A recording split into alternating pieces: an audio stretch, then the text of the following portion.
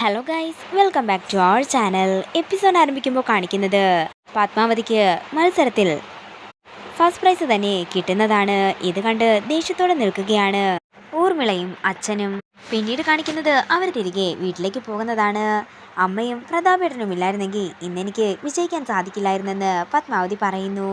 തുടർന്ന് പത്മാവതി കണ്ണാടിയിലൂടെ പ്രതാപനെ നോക്കുന്നതെല്ലാം തന്നെ നിരീക്ഷിച്ചുകൊണ്ടിരിക്കുകയാണ് സരസ്വതി. എന്നാൽ ഇത് കാണുന്ന വേണുവിന് ഇത് പ്രേമമാണെന്നും ഇത് തമ്പുരാൻ അറിഞ്ഞാൽ വലിയ സന്തോഷമാകുമെന്നും മനസ്സിൽ പറയുന്നു.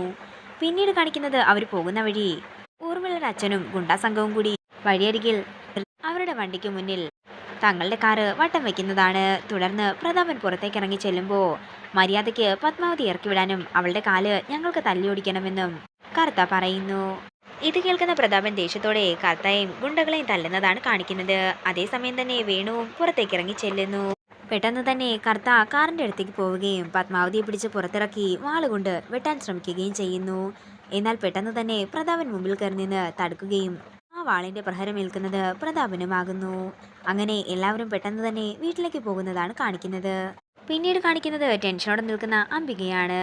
തുടർന്ന് ഹോസ്പിറ്റലിൽ വിളിച്ച് വിവരങ്ങളെല്ലാം അറിയുന്ന മഹാദേവവർമ്മ പ്രതാപിന് കുഴപ്പമൊന്നുമില്ലെന്നും കൈക്ക് ചെറുതായി ഒന്ന് വെട്ടേറ്റതേ ഉള്ളെന്നും അംബികയോട് പറയുന്നു. പിന്നീട് കാണിക്കുന്നത് അവരെല്ലാവരും വീട്ടിലേക്ക് എത്തിയിരിക്കുന്നതാണ്. പ്രതാപനെ ഇന്നു മുതൽ ചാവടിയിൽ കിടത്തേണ്ടെന്നും ഇവിടെ തന്നെ ഒരു മുറി കൊടുത്താൽ മതിയെന്നും മഹാദേവവർമ്മ പറയുന്നു.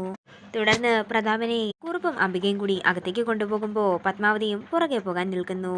ഇത് കാണുന്ന സരസ്വതി പറയുകയാണ്, പത്മേ, നീ എങ്ങോട്ടേക്കാ പോകുന്നത്? രാജകുമാരനെയും രാജകുമാരിയെയും ഒക്കെ തന്നെ രക്ഷിക്കാൻ പടയാളികള് യുദ്ധം ചെയ്യും.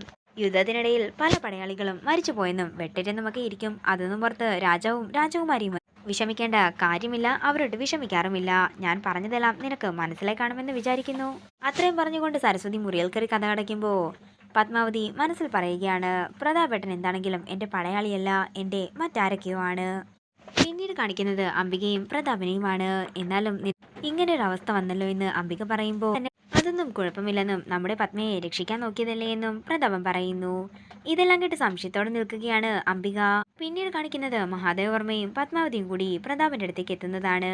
തുടർന്ന് പത്മാവതിയെ രക്ഷിച്ചതിനെല്ലാം തന്നെ നന്ദി പറഞ്ഞുകൊണ്ട് മഹാദേവവർമ്മയും പത്മാവതിയും വിഷമത്തോടെ മുറിയിൽ നിന്നും പോകുന്നു.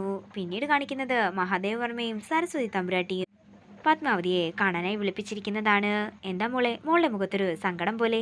അതാ പ്രതാപന് വെട്ടുകൊണ്ടതിന്റെ അവളുടെ മുഖത്ത് സങ്കടം എന്ന് സരസ്വതി പറയുമ്പോൾ, എന്താണെങ്കിലും അതൊക്കെ വിട്ടുകള, മോൾക്ക് അച്ഛനോട് സമ്മാനം കൊണ്ടുവന്നിട്ടുണ്ടെന്ന് പറഞ്ഞുകൊണ്ട് മഹാദേവവർമ്മ മത്സരത്തിൽ വിജയിച്ചതിന് പത്മാവതിക്ക് സമ്മാനമായി ഒരു മോതിരം നൽകുകയാണ്.